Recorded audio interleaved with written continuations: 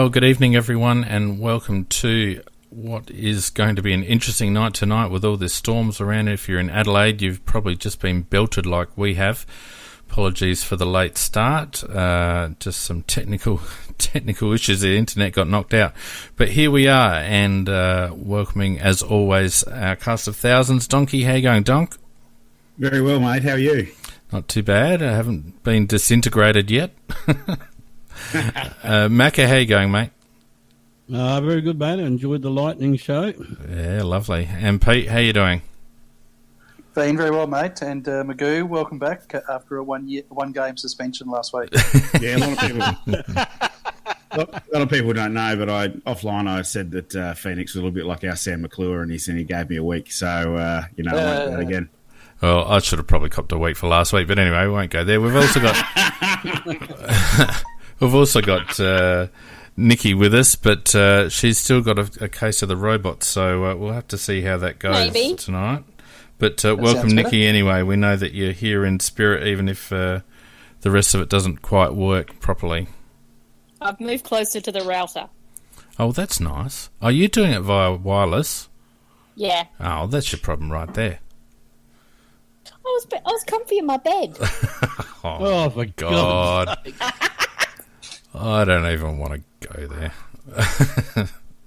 Anyway, without further ado, let's get into some news, shall we?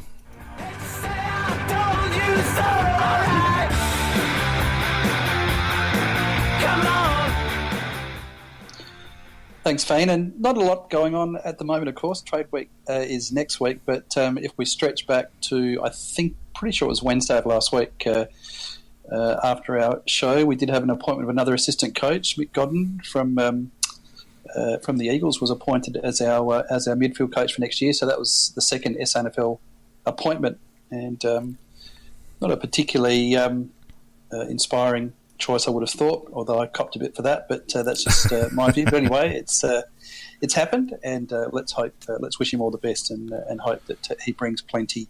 Certainly, he's been a premiership coach for the Eagles, and hopefully he'll bring a little bit of ingenuity to the midfield. That said, I think they've actually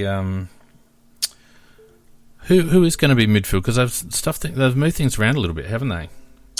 So he's going to be the midfield coach. Then they're going to have Ben Hart's going to be the forwards, and Marty Matner will take defence. Yeah.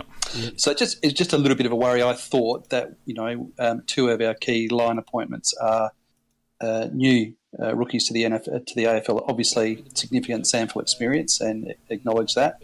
But just thought that one was good.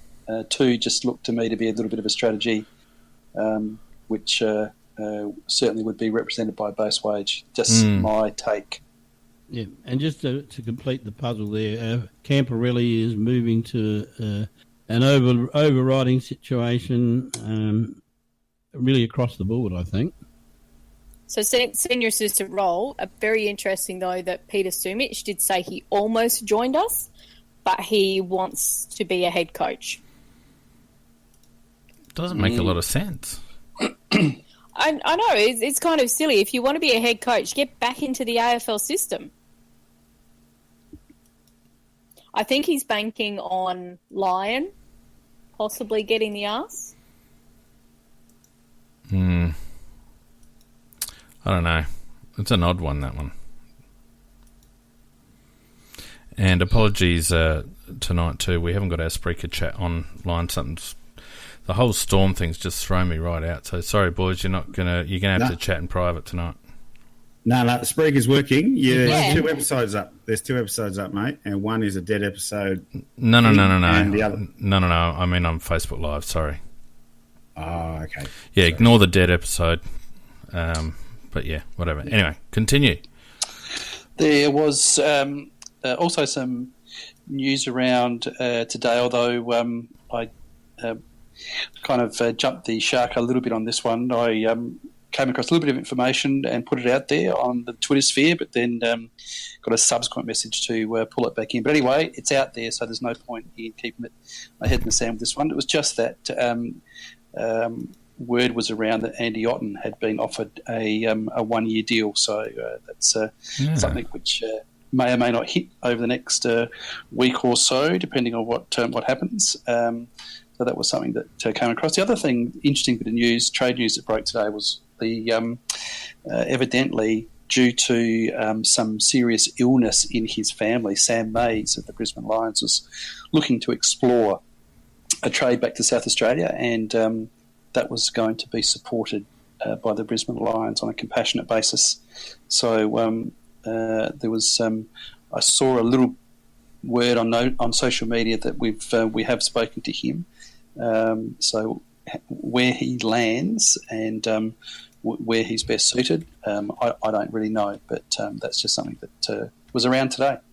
When he was first drafted, he looked to be very, very promising. In fact, he had a relatively good first year with Brisbane in the AFL, but I don't think he's been a regular with them now for nearly a year. Just been getting an odd game here and there. Oh, that's a bit harsh, Macca. He finished fifth in their best and fairest last year. That was last year, yeah. Yeah, so it's really just this year. I did a bit of research, and he looked to. I think he played 14 games, but then I think Fagan wanted him to go away and work on some things, and a bit better. I think a bit more sort of defence to his game, and but I don't think that they're looking to shunt him out the door. I think that he, from what I can understand from the reports that were around today, that he is. It's more a case of him needing to get back to South Australia for compassionate reasons. And if we were to be interested in him, where did you think he would play with us? Well, it's a good question. He's played he went to them as a midfield forward, but he's played mostly defence for them. So I don't know.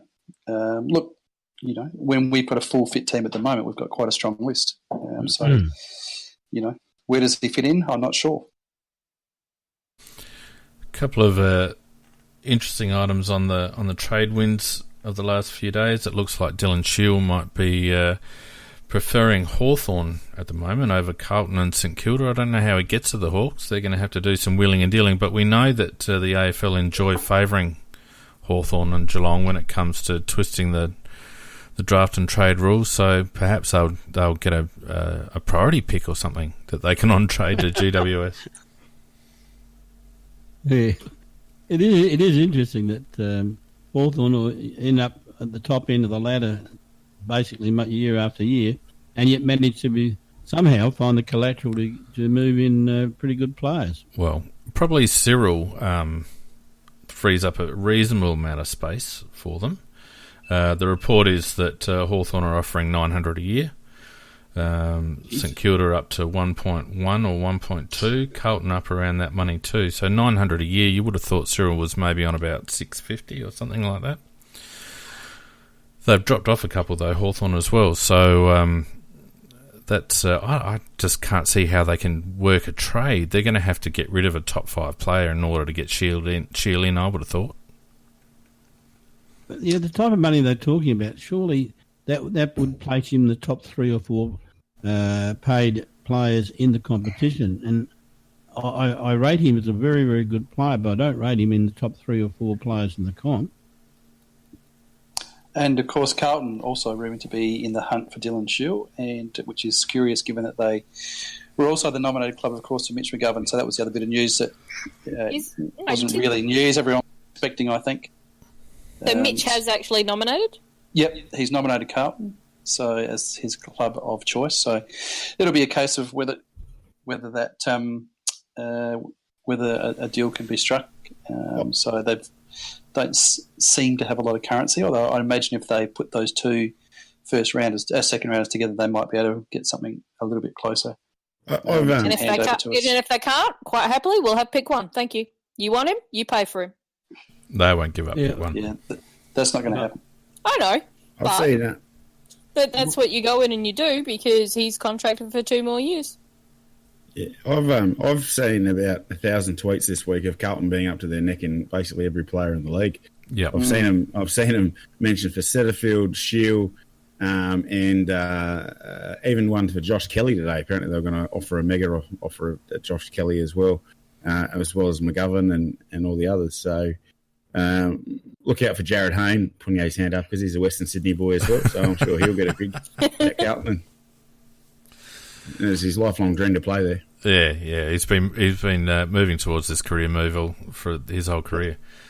I don't know. I do suspect though that they've done some talking with other clubs, etc., and they've got what we require because they let go of Casbolt today.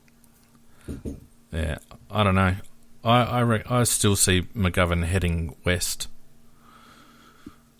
Yeah, now you said last week that you had a little bit of info there.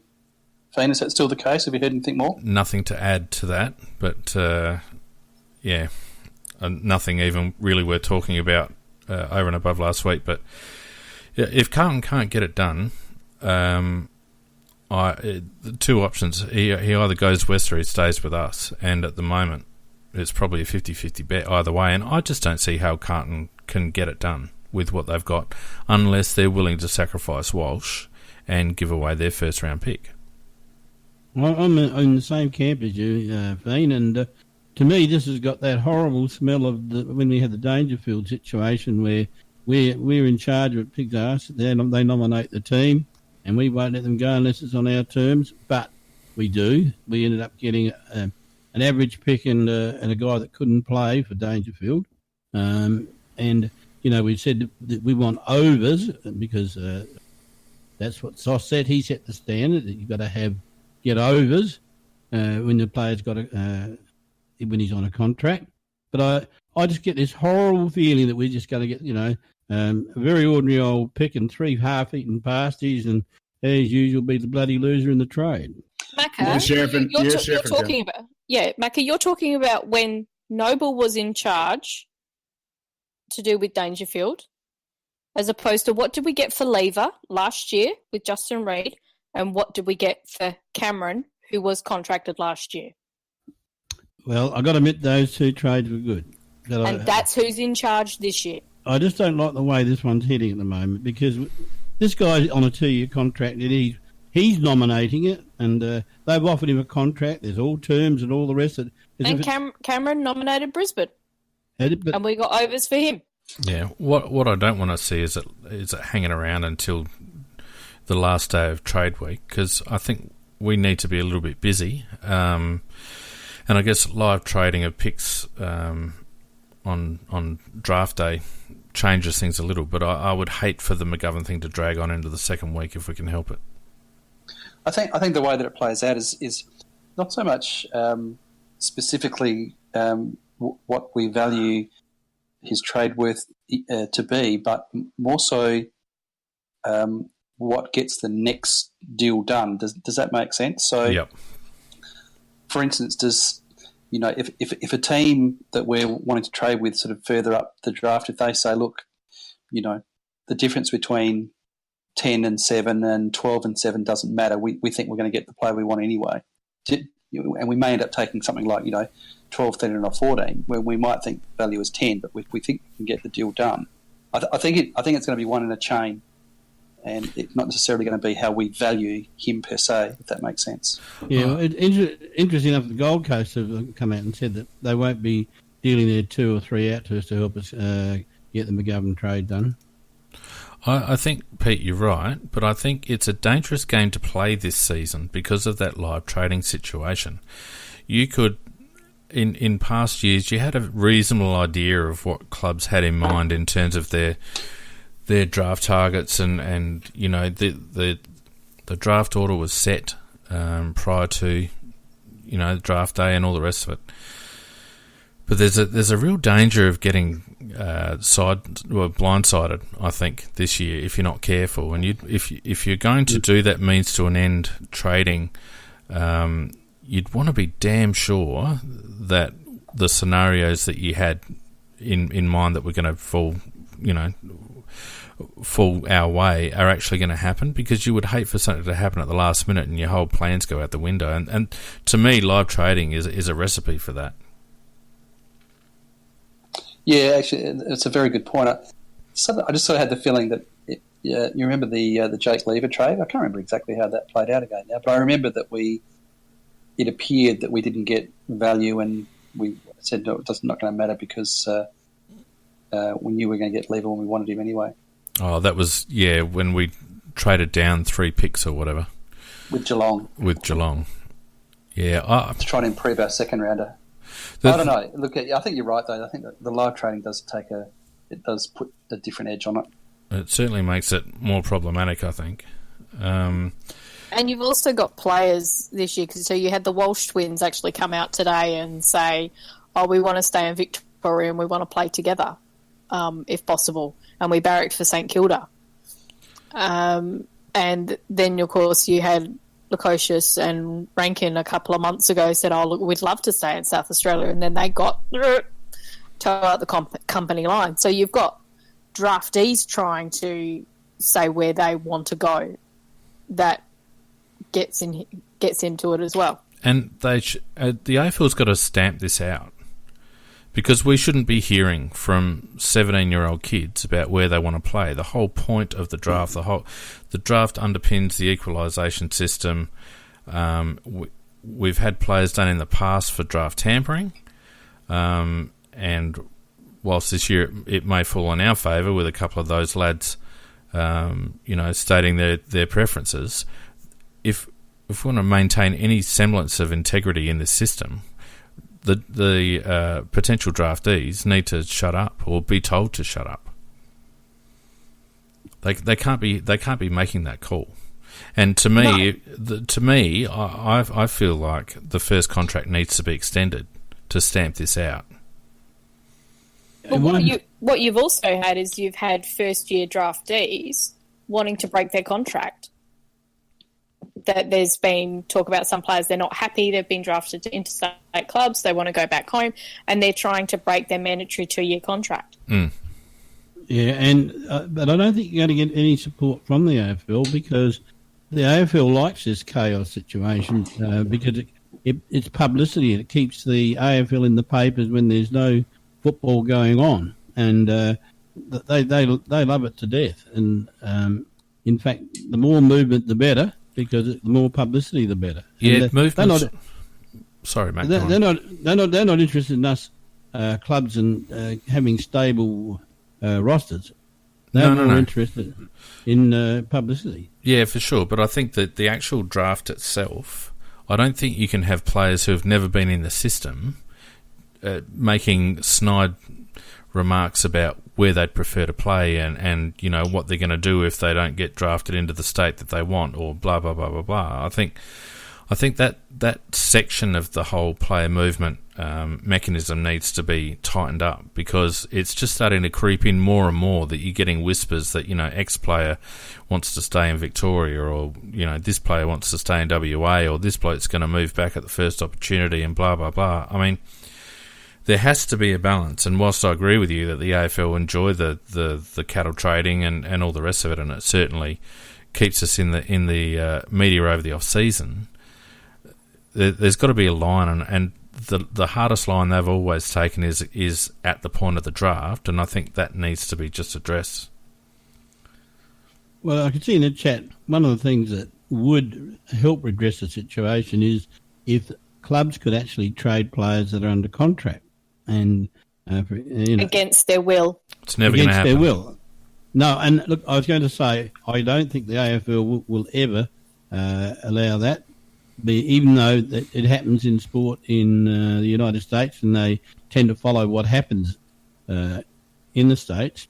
But this one is pretty contentious, and as Nicky quite correctly stated in the chat, the AFL Players Association has got too much power now. They allowed it to get too much power early in the piece, and now you can never take it back once you give it.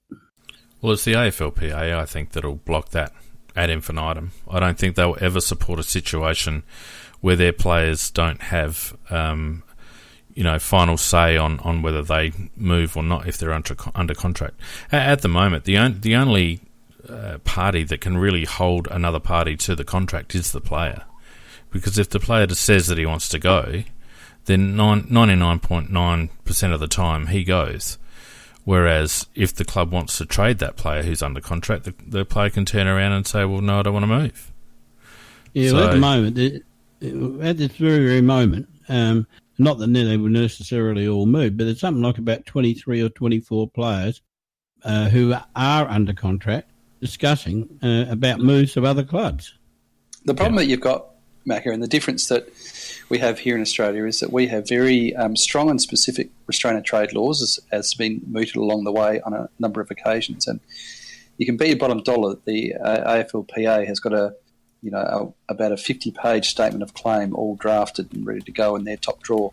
And every now and then, when they don't get what they want, they just come over and they just flash that statement of claim to Guild, and they pretty much get what they want. You're probably right. Spot on. Yeah. Just going back to our coaching position, just for a moment. Sorry, I should have mentioned this earlier, but I got a little bit of clarification, and pretty much backs up what we're saying. What I've been told is that Campo is very much now strategy and analysis, and That's it. Godden is very much a pure midfield coach. So it's a little bit of a sideways step for Camporeale, some new blood into the midfield system, I guess. It's a pretty big tick of approval for Godden. To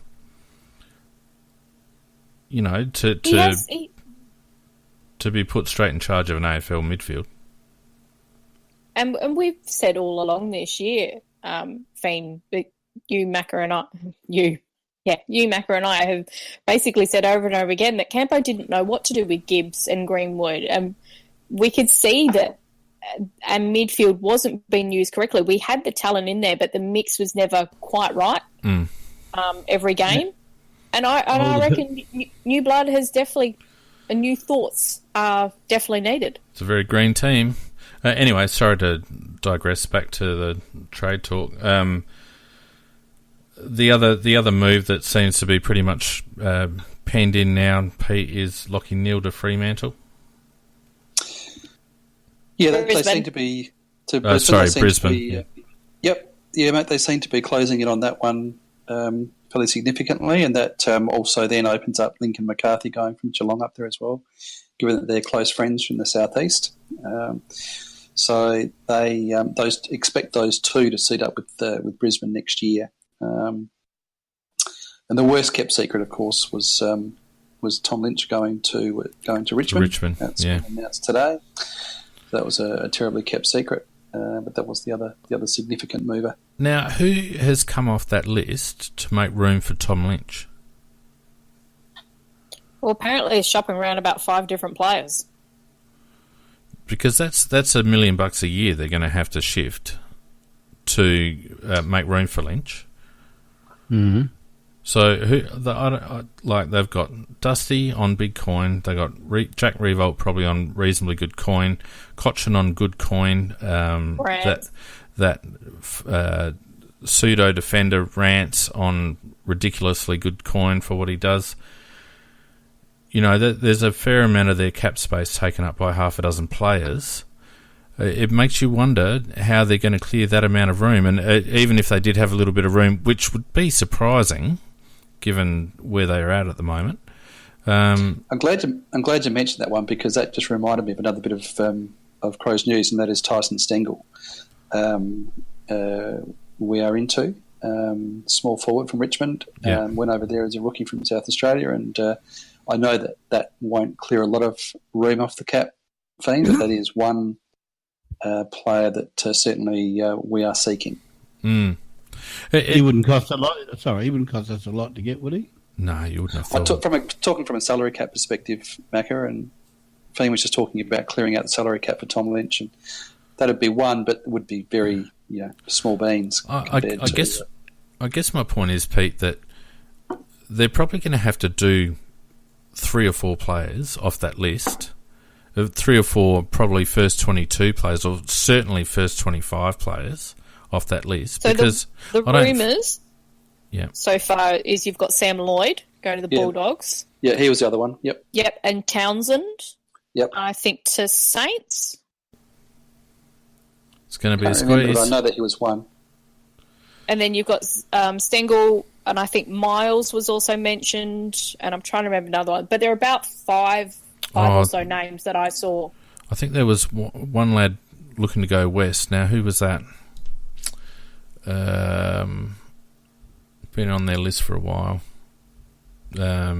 Brandon Ellis. Yeah, I think it was him, or I can't remember. Anyway, yeah. So I guess the point is they're going to have to dismantle the fringes of their premiership team in order to get Lynch in, and you wonder what that does for a team's chemistry and cohesion. Oh, and depth as well. Yeah, well, absolutely. And they've been blessed. And they've got to change game plan. Well, and they've been blessed by a very good injury list over the last couple of seasons. Their depth hasn't really been tested, Pete, has it? So quite interesting to see how that list is going to go over the next 12 months, considering there might be a little bit of Tiger pressure to get back into the grand final next year. And, of course, if Freo can offload Neil North, then that opens the door for Jesse Hogan to end up down there. And talk of Rory Lobb as well. Yeah, because GWS, they've got it. They were talking about, I think, $1.3 or $1.5 million at least that they had to get off of their cap, and which is why they are open to both Shield and Lobb both going. So you've got to be really, really tight on your cap to want to lose players of that quality. Yep. Darcy Moore on the table apparently from Collingwood. We got Stephen May openly courting offers from Victoria. Jack Homch. Bruce was apparently, well, what is it we heard 2 weeks ago? We were no longer in the race for him after the rumours had been, we're definitely getting Bruce. No, he's going to Melbourne. Now it's up in the air again. Yeah, well, there's been the best one that's up in the air again is Chad Wingard. The poor bloke puts himself on the market and no takers. Chad, sorry. Too much money. Yeah, $1 million for God's sake. If he takes a nought off, he might be worth it. That's pretty funny. Legend in his own mind. It's pretty hard to keep up with them all, isn't it? There's just so many. Oh, look, you only have to listen to Trade Radio for a day, and just about every player on an AFL list is moving somewhere. Well, the confusion with Wingard is that the rumours were he's saying he doesn't really want to go, and his manager says he does. So, is he going or is he staying? Well, he was going until no one offered $1 million for him. Well, that so ain't going to happen. Second thoughts. So, anyway, any other Crows-related trade news there, Pete? I reckon we've covered everything that's, as usual, pretty closed shop. So there's not a lot that comes out, but they're the few tidbits, I think. Yeah. Well, it's certainly going to hold up over the next 7 to 14 days, so that'll keep us in business for a little while talking about that. In the meantime, it was a pretty damn fine grand final that we watched on the weekend, so let's have a chat about that, shall we?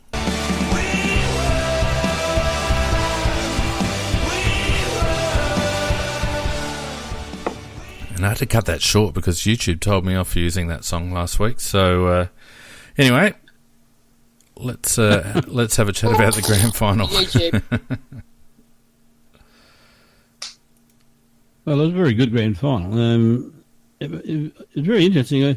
I usually get emotionally invested in a grand final one way or the other, and I must admit I was switching from one to the other.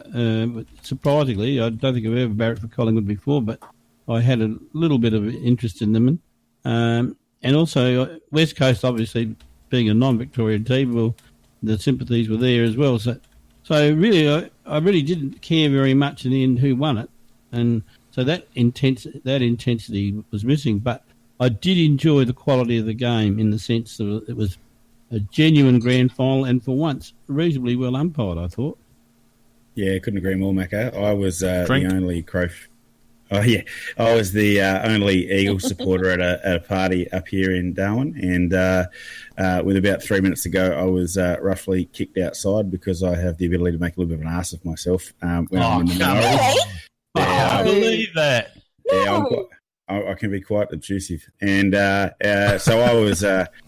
I spent the next half an hour eating a sausage sizzle, dancing with my pants around my ankles to Eagle Rock and looking at people through a window. But it was a great day all round. Obviously was for you. I was coming off a massive Friday night, so a very, very big Friday night, or Friday afternoon / evening.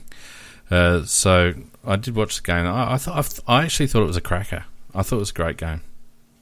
It was. It was a great game. I actually didn't like the umpiring because they did miss too many free kicks once again. And you saw that the very opening bounce, you had two... It was the best umpired game I reckon I've seen in like I'm 10 with you. years. I'm with you, Donk. I thought it was excellently umpired, actually. So did I. I didn't notice him. I didn't notice the umpire. Shuey's head being taken off as the ball. Nikki, they're not going to get everyone. They're not going to get everyone, but I felt so freaking blatant. It wasn't funny. Well, no, you know, you could say that they. Like it, you could say that they missed Am I allowed to finish, please? a block. Oh, well, you cut me off about 5 times. May I finish, please? May I point out why I said it was? Because at the very start, you actually had some very blatant holding that happened that the umpires let go. And so you knew from there they were going to put the whistle away, etc. What that then brings in, it brings in inconsistency. And that is not what you want to see and that's where that conversation has turned, is because there were a number of inconsistent ways going both ways. But Nikki, I disagree with you. I don't like that. As somebody who's come from an umpiring background, that's not the way to umpire. It really you're in a minority, Nikki. You're in a massive minority. I've got an umpiring background as well in basketball, and I know it's different, but it's same or different. And the goal of an umpire at the end of the game is for everyone to forget you were fucking there. And I didn't watch any of that game live and go, wow, they're there. I don't remember a single instance of an umpire asserting themselves into the game or calling something that was so poor in one way or the other. I saw a few 50-50 calls that I thought could have gone, could have been blown instead of not blown, and they were not blown, but it was consistent all day the way they applied them. How? Holding the ball? How come, hang on, Nick. How come you get to interrupt Donkey? Let him finish, please. Go on, Donk. Finished. I thought he had finished. I had finished. I'll keep going. You could have just said something, Donkey Christ. I'll jump in and conditionally support Nikki, and the reason I say that is because I thought the game was absolutely superbly umpired, as you all do. I think that the problem that we get, though, is that it's not how the rest of the season's umpired. No, I agree with that.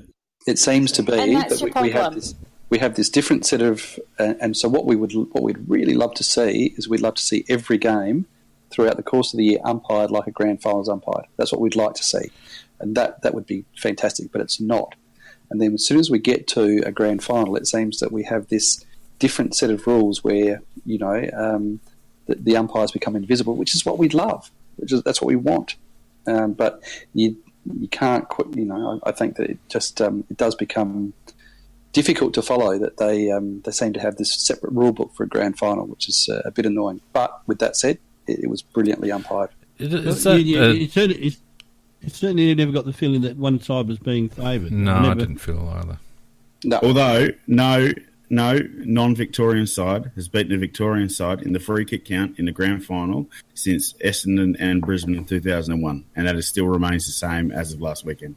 Yes, that's true. Yep. I felt there were quite a few meets that should have gone to West Coast. I felt there was a small patch, and I reckon it might have been at the beginning of the second half, where it felt like the crowd might be starting to influence the umpiring a little bit, but it was only a 5-minute period.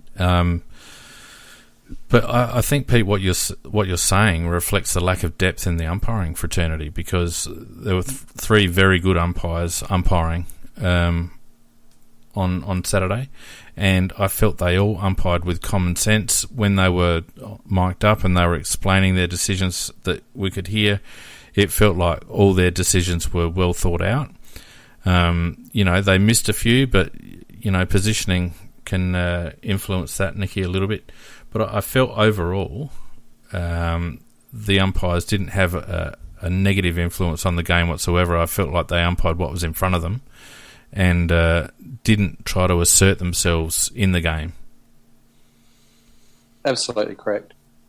But I love. Give me a drink. Yeah, ding.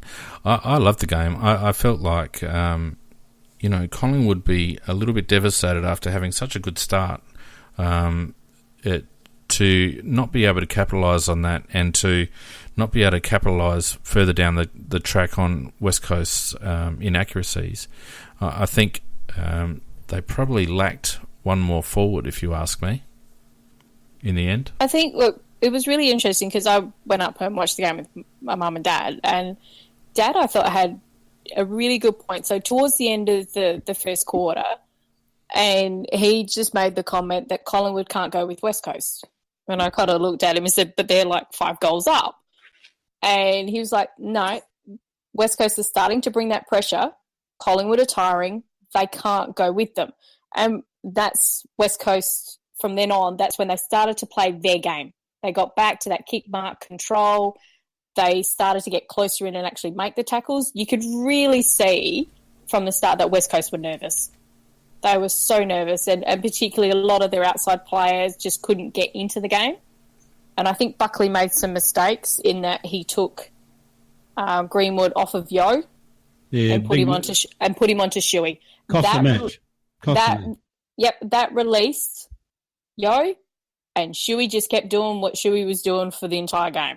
He's very hard to tack, and well deserved Norm Smith medalist. Yeah, I think if you're going to pick on one individual thing that could have been done differently and might have changed the result, that's the very one, Nicky. Fiend, I'm with you. It was one of the most enjoyable games, whether it be grand final or whatever game. One of the most enjoyable games I've sat through for many a long year, and the ebb and flow, and the way that West Coast came back, and incredibly courageous performance away from home to go 5 goals down and then claw your way back. Like that. Just going back to a point that I made before the game, and that was the fact that West Coast having had their new stadium built to the same dimensions as the MCG, I thought that they used the full length and breadth of the ground in the way that they moved the ball. They were very much boundary to boundary. Yep. Sometimes down the middle. I just thought that they were very, very comfortable on that size ground. There's no doubt in my mind that assists them greatly when they have to go and play that game. I tried that argument with my mother, and her response was they still train at Subiaco. They don't train at the new ground, and Subiaco is a different dimension. Therefore, what they train on doesn't help them. Yeah, but they play 11 games on the other game on the ground on the Domain Stadium, though. And they do she didn't like that point. They still get a session a week at Optus as well. Optus, is it? Sorry, Optus. Yeah. I call it Domain as well. Yeah, they still get thing, though, they've won 5 games away this season, and that just showed in that grand final. They know how to play away. That's how you've got to win. You've got to be able to win away. Well, and it feeds into Pete's point about the oval dimensions. I think it's easy to do the whole correlation causation thing, but I think in this case it's too much of a coincidence. But I do think that the other thing that the Eagles had in their favour is they won the aerial contest quite comfortably, and it wasn't just uncontested marks that they were winning; they were winning the contested mark as well. And I felt like at times they were able to take contested marks in critical parts of the ground that allowed them to continue their movement forward when Collingwood often in those contested situations it would result in an out of bounds or a turnover. So I just felt like the mid-sized players for West Coast really stood up aerially. Like Elliot Yeo took a couple of really nice grabs, and there's a few others. He's got good hands. Yeah. McGovern down back, particularly in the first half or in the first quarter, was immense. He kept them in the game, I believe. And without McGovern, they could have actually gone into half-time far further behind than what they were, in my opinion. And I also felt that Dom Sheed was underrated in the first half. I felt like his first half was really solid. and then obviously to kick the magical goal at the end of the game. Really, he would have been my second pick for Norm Smith. He wasn't that far behind Shuey, I don't reckon. Well, he had 32 possessions, I think it was, something like that. Yeah. And zero tackles. Yep. Yeah, but I thought he had an excellent game. 15 contested possessions, Nicky, and win at 72%. So if you he was very influential in the first half, and he was one of the few midfielders particularly in the first quarter, that was holding his own, because Collingwood were well on top through the midfield. They were cleaner with the ball, whereas West Coast, as you rightly point out, Nick, were nervous and fumbly and missing targets.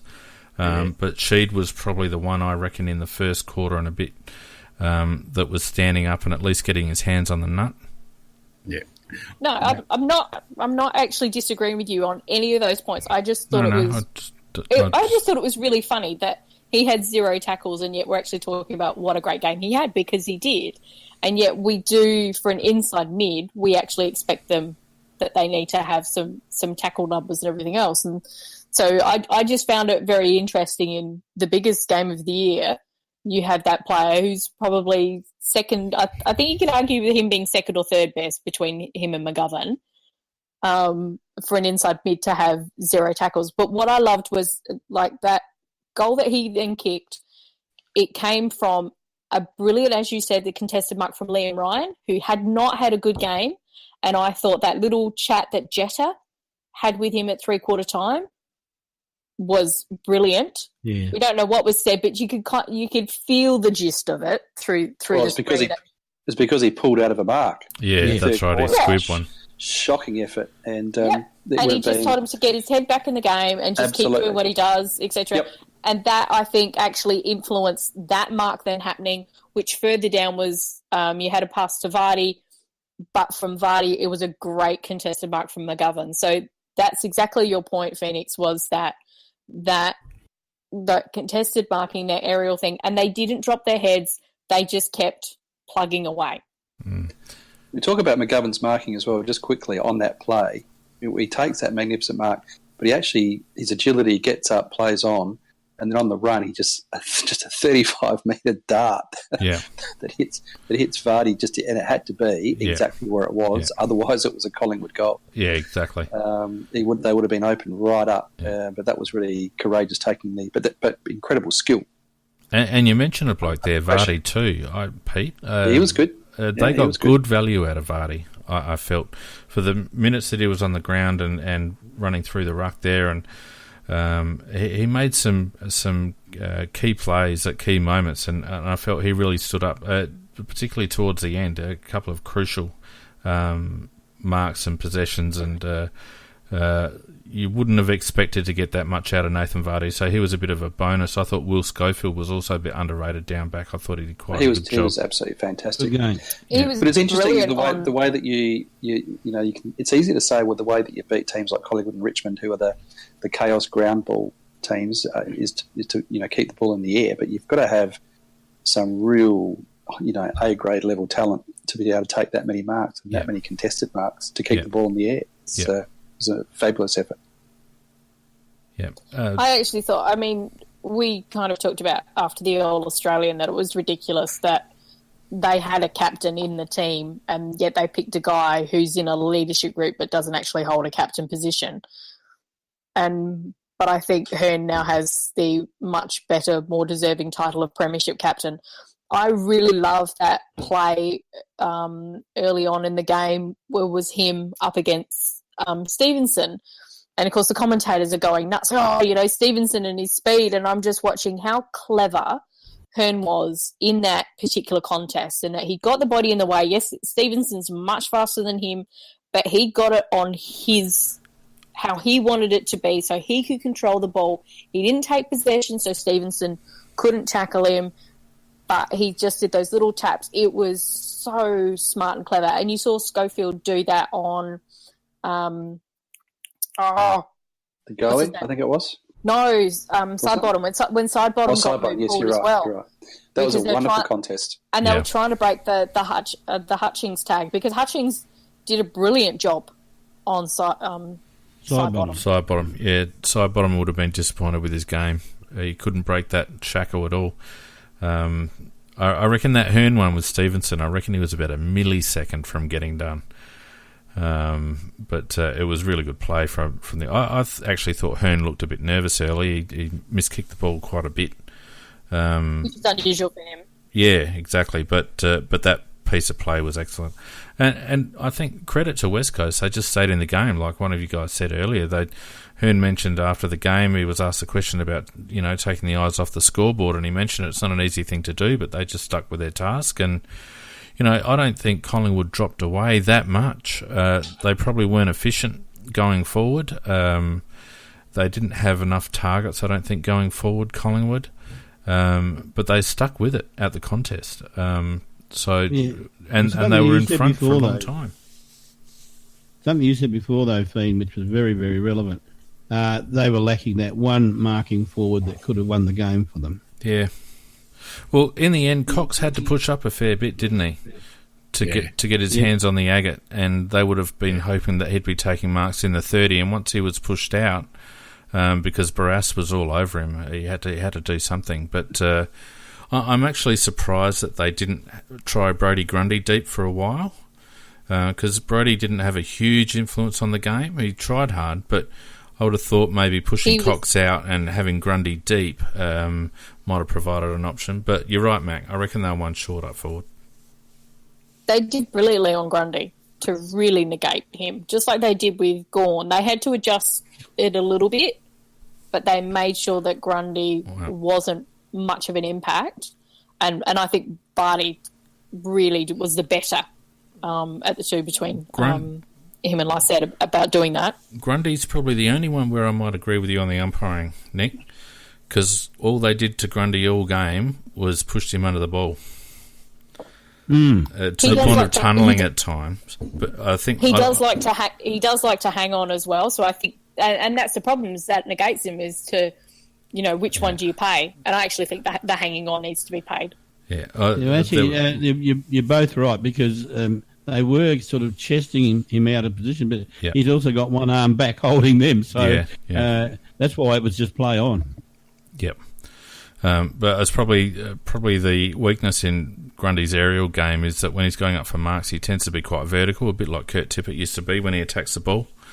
And it allows blokes just to nudge him under, and it only takes a foot and you're out of position. So he'd be disappointed. There'd be a few Collingwood blokes disappointed, Bottom and Grundy and a couple of others.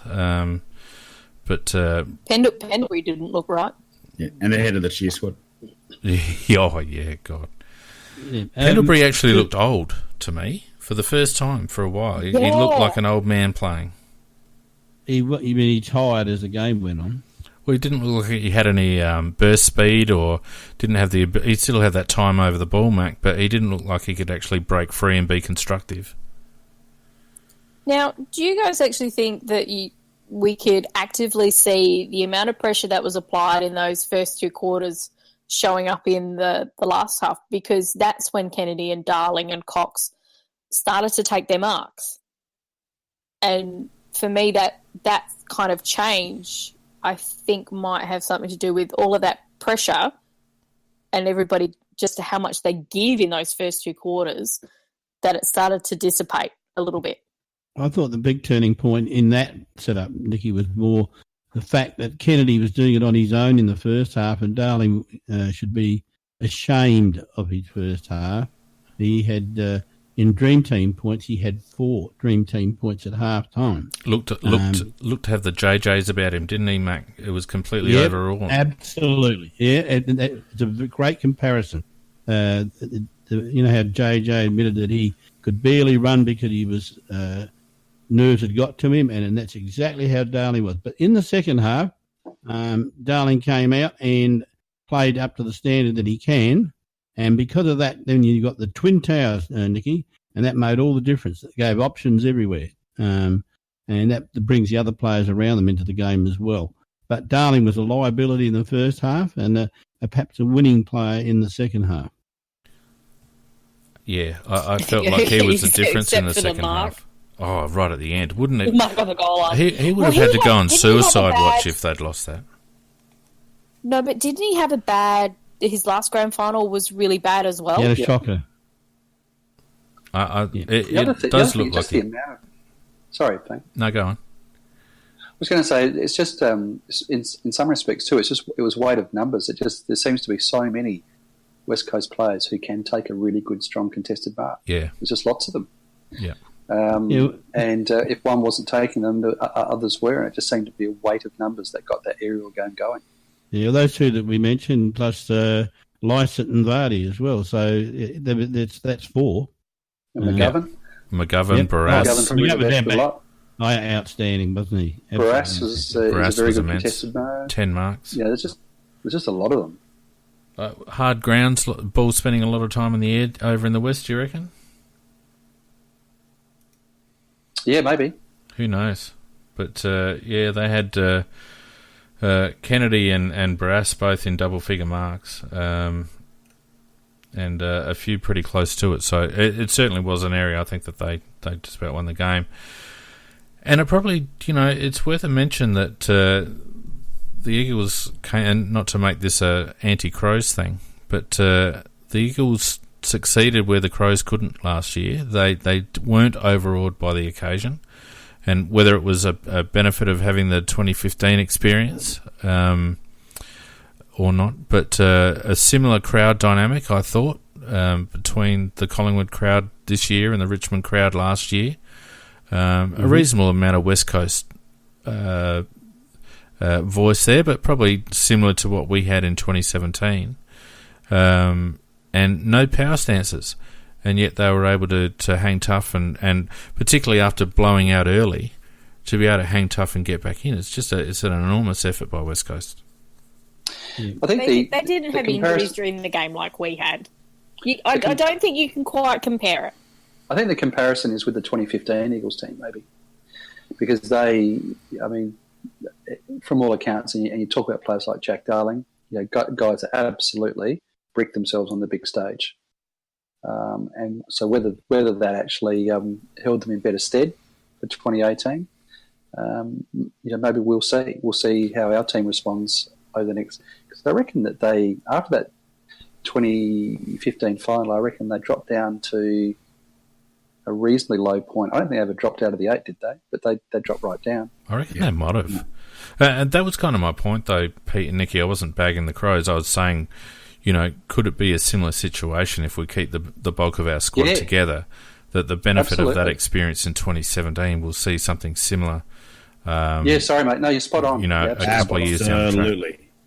Absolutely. Yeah. Look, I think there's a whole heap about mental preparation that you just can't do for a big game like that. And we might have been lucky in 97, 98 when we played, more, the B-grade Victorians in St Kilda and North Melbourne that don't necessarily have the raw that Collingwood and Richmond had.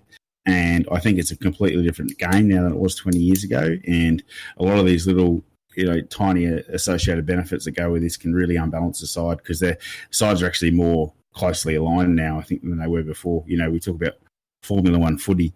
Well, in Formula One, they adjust an aerofoil by 2 millimetres and it gives, a tenth of a second. And football's so finely tuned now that it doesn't take much to throw you right off. And, when you've got players that don't get 2 good nights sleep in a row, anticipating a big game, you've got all the emotion of things like Phil Walsh leading into it. You're going to have we probably should have predicted the fact that there was going to be an emotional boil over it a bit better than we did. And having that experience and knowing how to prepare better, something is probably immeasurable. But one of the things that came out, and I do recall getting some information from through contact through board level, was that after the game at the function, the players were reporting just the extent of the noise was really, really difficult to deal with. And if you think about it, most of those guys wouldn't have at any time. It's not like they played a prelim or a qualifying final over there against Richmond. Yeah. They would not have had a game where they were playing in front of 80,000, 70 or 80,000 screaming, crazy Richmond supporters. And the noise was a factor. Yeah. And that's when you have to rely on structures, because you can't hear your teammates. You can't like normally when you're yelling a lead, everything, you have to go back to playing your way and trusting your teammates to be exactly where they need to be. You can't use voice. Nikki, you're probably best placed here to answer this, maybe Pete. When we were at Footy Park, did we used to cone out the Max Bashir to the MCG dimensions? I have a feeling we used to do that. I reckon you might be right. I reckon we did. Because you could on the bigger one, which became the car park. Yeah. You could actually split it out. I do know that we used to the old CB when it was I forget which one was narrower than Footy Park. We used to, so when we used to train on Footy Park, they actually used to put cones in to make it narrower. I remember that. Yep. But I reckon we used to do on is it number 3? Yeah, which was the big one. car park. Yeah. Yeah. So that's what we used to, and that's primarily what we trained on. Because I guess there's a case to be made for since the move to Adelaide Oval and not training on Bashir at all anymore. Because it doesn't exist. Exactly. And I think even now with the Renos, I don't even think do we even train on Footy Park now? Yeah, no, that's primarily where we train is actually on but I don't Footy think the Park full. itself. I don't think the Footy Park, the full oval was available this year because they spent the last 3 months pulling down the Northern Grandstand. Yeah, but that's the stands. But we actually still trained on the ground. Had you gone down there? Like there were excavators all over. I've seen training vision, and they look to be using most of the oval. What I'm hoping though is because they're taking the stands out, can we actually extend it? Well, and I guess that's my point. Have we suffered through this development of Footy Park? Because there has been heavy mission. There was when I went down to get the footies to dish out to J-Mac and Dylan, wasn't it, that won the Dream Team? There was heavy equipment on the oval, and part of the oval was fenced off. And I just wonder whether that whole scenario has just been a bit detrimental, and whether, as you rightly point out, Nick, once those stands are gone, whether we can actually have a bigger training surface, and it might actually be to our advantage again. Well, they certainly won't be able to have closed training sessions, will they? Well, they get the temporary fencing out. I don't know. Well, I think they have their closed sessions at Adelaide Oval, don't they? Don't they have their closed sessions at Adelaide Oval? I don't know. No, we haven't Footy Park as well. Yeah, they wouldn't have been able to for a while. Half the bloody stand's gone. Anyway. But that's only right towards the end of the season, though. Quick comment. Out of the people here on who actually thought Dom Sheed, when you could see he was lining up the drop punt, thought he was going to kick the goal? I know that I would think to myself, surely he'd run around, being a left footer, he'd run around and snap it. And he's lined up, and I said to Mrs. Macca, he'll never kick this bastard. And they went right through the centre, but a beautiful kick. But who actually thought he would kick it? Nope. But as you said, Macca, a beautiful. It started to swing and then it swung back, and I thought, oh bloody hell, they've missed again. I thought they were actually going. I thought West Coast were going to win at that stage, but by points, but just continually catching up in points. But that was just a glorious kick. I must admit, I was very surprised when he lined up as a drop punt, like you said, Mac. Both me and my lad who were watching the game together, that was our first call. You know, why is he kicking a drop punt? Yeah. But, I have to say, we talk about people freezing, but he didn't. He must have, his eyes cold. He kept his nerve. I must admit, I had at that stage, I was about my 18th beer, and it was kind of also like, yeah. It probably swung 4 feet for you anyway, Pete, did it? Yeah, that's right. Couldn't agree more, Peter. Didn't really look at the mechanics of the kick. Yeah. Just a whole lot of excitement and roaring. Now, Pete, Simpson did say he actually does practice those kicks a lot at training. Now, Pete, I have to give you credit, and I couldn't pull up the audio because I couldn't find it, but I know that it's there. At the beginning of the season, you picked Collingwood as the big mover for 2018, and you were 5 points short of one of the biggest calls the CrowCast has ever seen, so congratulations. Thanks, mate. No, credit where it's due. You definitely picked them out. But what I want to know is, did you have a lazy tenner on them at the beginning of the year, and were you kicking the cat? I bloody wish I did. No, well, probably glad you didn't in the end if it was to win the grand final. I reckon I predicted them to go. I didn't think they'd get that far. I thought they'd get into the 8 because I just thought their midfield had sort of, if they remained reasonably injury free, and I'd liked their midfield, and I thought it was one of the best midfields in the comp. I thought if they just with another because there's a couple of additions to that midfield. I just thought another year together. I just thought that they could push for maybe 7th or 8th. I never really thought that they would go top 4 and then into the grand final. Yeah, I must admit, my thoughts turned to you at the end of the game going, geez, I wonder if Pete just blew like a grand or something like that. That's why he was on the helmet. What is it, the 18th year? I did have a sneaky little punt on the GF, and I was actually really happy about the Victorian media bias because for some unknown reason, West Coast are paying $2.25. Wow. And $1.91 for the line at 7.5 points. And I thought, well, I reckon this will be tight anyway. Like, given West Coast 7.5 points for doubling my money, I'm going to take that. So I cleaned up a little bit. So the one that I kept half an eye out for and that I really would have liked to have had a few dollars on, but couldn't find it, was the free kicks. I was desperate to be able to drop a hunch on Collingwood winning the free kicks. That would have been Monty. Yeah, I reckon that would have been pretty short. Would bookies actually take that bet, really? No, they wouldn't. No. Anyway, track, but not on the tab, not online. Anyway, look, I mean, final thoughts. For me, it was a classic grand final. I thought it was most enjoyable as a neutral to watch, and there's no hint really of either of those teams going backwards. But by the same token, you get the feeling like both of those teams are going to have to improve to maintain their positions. Probably Collingwood more so than West Coast. So, we're getting to that stage in the AFL world where dynasties are difficult with trade movements, and also with the competition evening out. Like, I don't think anyone would rate Collingwood's list as complete or completely balanced. I think there's more balanced and more complete lists or squads in the competition, but they had the right people in the right spots. So I don't see either of them having a dynasty. No, well, Collingwood, for example, they're lacking as in the forward, key forward and key back department, so they're not really set up to have a dynasty. And West Coast, well, they'll probably lose a couple of players, and they will lose a couple of players. But it's I don't think it's very hard for them to keep winning year after year because of what they have to do.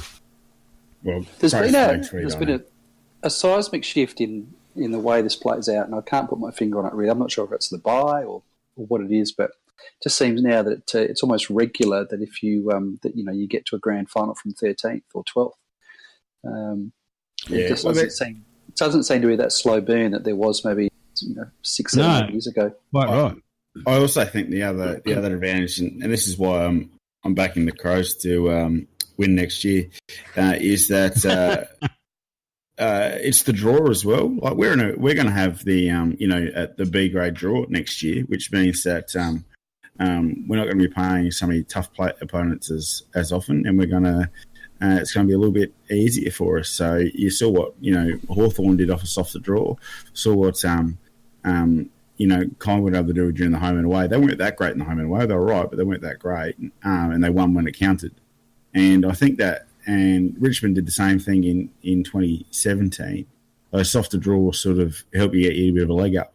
And the good thing with us having a softer draw this year to say 2015 or 16 is that we already have a bit of that final experience. We've already got the grunt.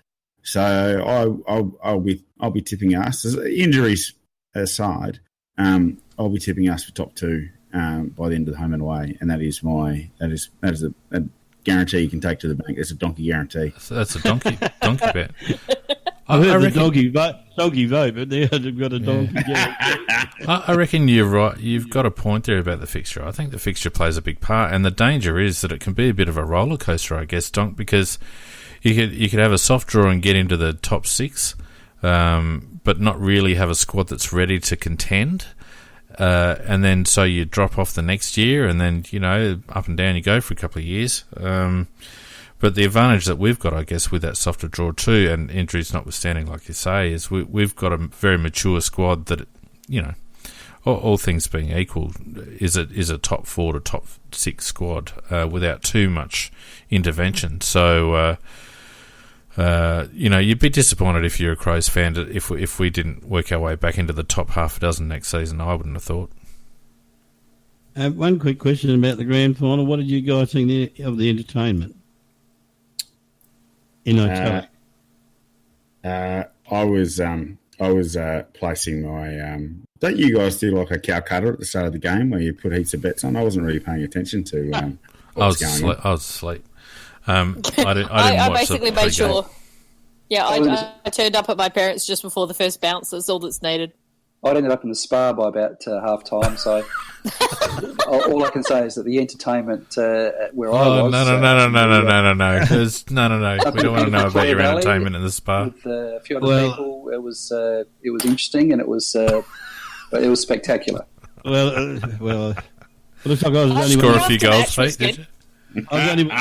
It was a kid-free weekend, mate. It was a kid-free weekend up in Clare with a few people, and we all... it was good fun. So anyway, nice. Well, work. the black-eyed peas, I thought they were bloody terrible. Really, I mean, honestly, when old mate's checking his phone halfway through the set, that's never a good sign. Yeah, I mean, yeah, he was calling an Uber, wasn't he? Yeah, he can multitask. He's that talented. He reckons he was filming. Oh yeah, I think he was too, but it wasn't a good look. It was pretty funny. No, it wasn't a good look. And I like Jimmy Barnes, but you see a fair bit of Jimmy, so. It was very unspectacular, but the after match was quite good because we switched over to watch all that stuff, and they actually waited till later to bring him on, so it actually had gone fairly dark by the time he came on stage for the after concert. That one was pretty good.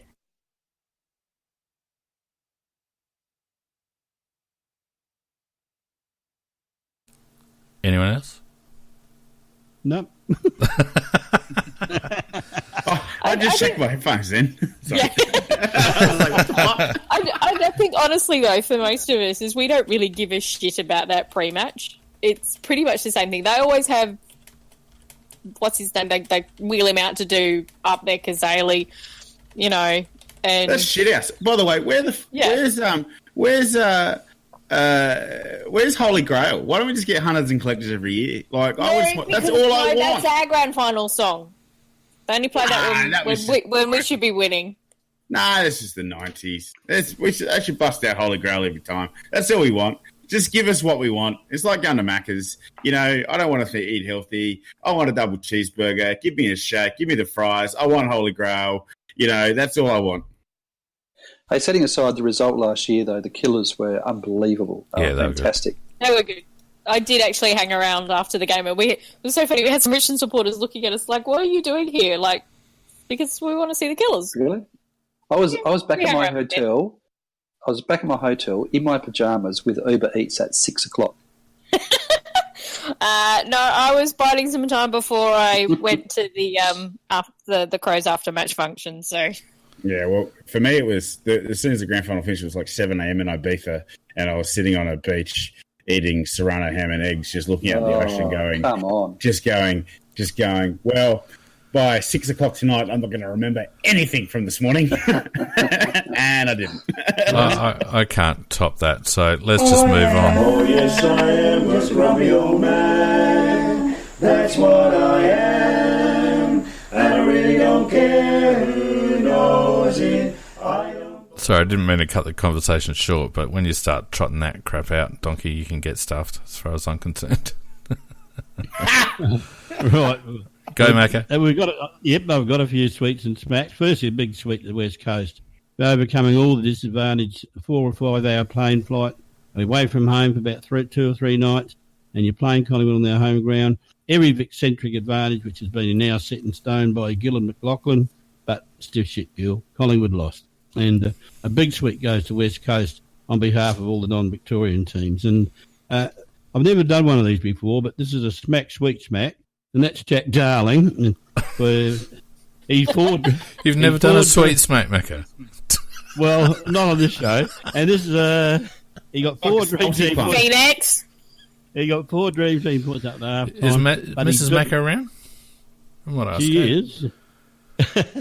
Mate, you were hopeless. You really were, darling. Sorry, but keep after half time, you had a sip of the old Cousins finals juice, and all of a sudden you were a match-winning leading marking forward, and you had a great contribution towards the win. And finally, then you got a smack for dropping that bloody mark at the end, which could have sealed the game. But I was very confused by him. The proper smack's Lee Matthews. Now, Lee Matthews is supposed to be this great big authority on the bloody game, but he whinged like a bloody kid about the Collingwood being dudded by the umps about that one particular incident where she'd kicked the goal. And he was wrong. Well, he's always philosophical about everything else, and he's supposed to be the big maestro in the game and that. But on that particular incident, it wasn't the only mistake by the umpires for the game, Lee. It wasn't a mistake. Yeah. And it may not have even been a mistake. So he really went down in my estimation, so a great big smack for him. Adelaide Football Club, they get a smack because of secrecy. Now, how's the review going, boys? The one that you're doing on yourself by yourself. And now, presumably we've got Chapman doing Fagan and Fagan doing Burton doing Haas, or is Chapman doing Chapman, Fagan doing Fagan, Burton doing Burton, Haas doing Haas? I don't know. I reckon Burton's done Burton a few times. Whatever, I'm sure. But the one that we... How dare you lot. The one that we can count as the football director, he'll give us a scintillating, informative review. At the end of this, we'll have a spellbound, and let's just be prepared to get up at 5 a.m. on a Sunday morning. Now, Collingwood cheer squad, well done to the boys and girls who invented a new style of banner, the evaporating banner. Unfortunately, it evaporated before the players ran out. So, you're supposed to wait till they get out. Interesting. But don't worry about it. Nobody really knows. There's only 4.3 million people watching. So, interesting stat, Macca, to go with that. That no side has ever won a grand final that couldn't run through their banner. They ran through a piece of iron, mate. So, and that's my sweet suspect. Very good, Macca. Well done, Nikki.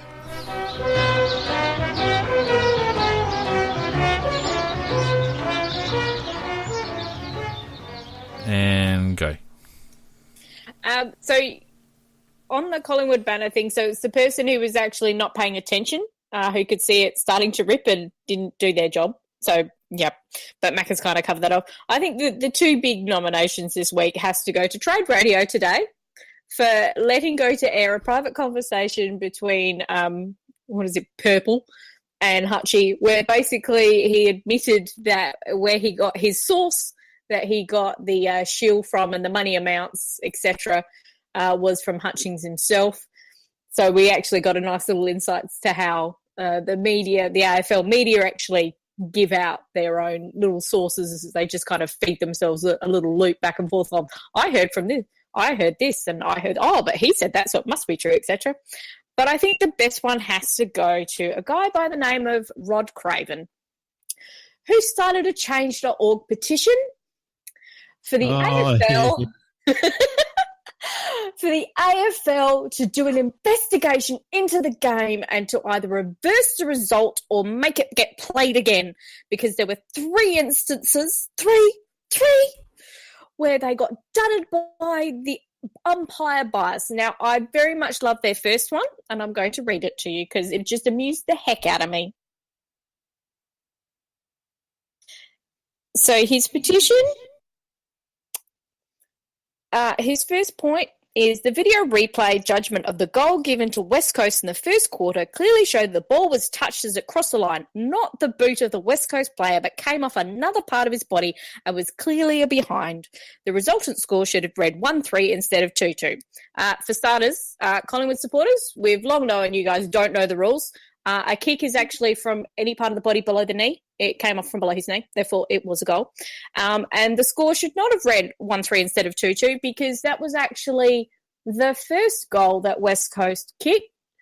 And by their logic, it actually should have been 0-3, not 1-3. The 2-2 happened at the end of the quarter because Kennedy kicked a goal after that one happened. Idiots.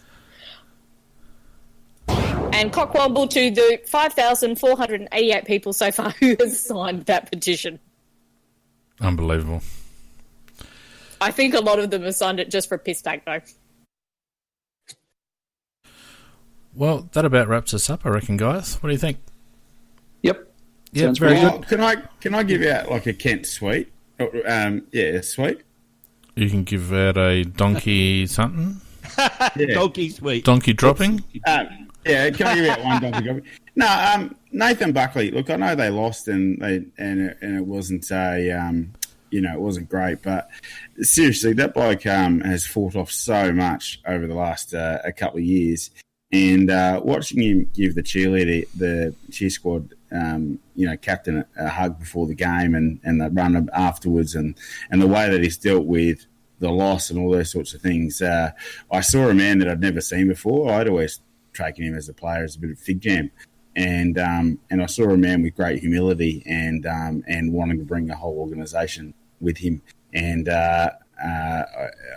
it's just something I hadn't seen from Bucks before, and I thought it was absolutely fantastic. And I thought, those guys have got something special building. If they've got a bloke like that, that's actually, really gelling a club behind him like he is. And I think there might be something special coming from Collingwood over the next few years. He was amazing after the game, not only just with the evaporating banner people, but also he went round to every individual player and also to the runner who actually caused a goal to the opposition. No, he didn't. Nicky, we're talking more about Buckley. We just take the topic. The topic is Buckley, and I just want to say that Buckley really came out of that. Even though he didn't win, I thought he came out a winner in terms of as an individual by the way he handled himself after losing. Couldn't agree more, Yeah, well Macca. said. Couldn't agree more. I'd just quickly add to that. Donk, if you're at all interested, or if anyone's interested, I'd thoroughly recommend the read of Nathan Buckley's biography. It's been around for quite a few years now. It's an outstanding read, and it will give you an insight that you wouldn't have expected. Yeah. So I would say that. I agree with that. Yep, Roger. Matthew Hoare on the Spreaker chat has mentioned that there's too many likeable people at Collingwood at the moment, and I agree. I think Collingwood, for the first time, perhaps in their history, have become a team that actually aren't too bad to watch and don't completely thoroughly piss you off, in terms of being a neutral and watching them. So, I agree with you, Donk, and others. Buckley, I think, has held it together through some extreme adversity and he thoroughly deserved to make the grand final and, hopefully he gets another crack at it before his career's over. Yeah, well said, Donkey. I mean, I've said before that I've really enjoyed watching Collingwood play this year, and I was very excited for this grand final because both West Coast and Collingwood actually play attacking, attractive football, and they play the game right. I think the only person who's not likeable at Collingwood would have to be Eddie Maguire. So he's only passionate. I know he's annoying. Yeah, there's a few other things wrong with that man, but I do like a lot of their players, and you're absolutely spot on. I've actually liked Buckley ever since Sam Newman tried to get him on one of the footy shows years and years ago and said, wouldn't you love to be able to play for the Big V and pull on that Guernsey to play State of Origin for Victoria? And he just looked at him and went, no, I'm South Australian.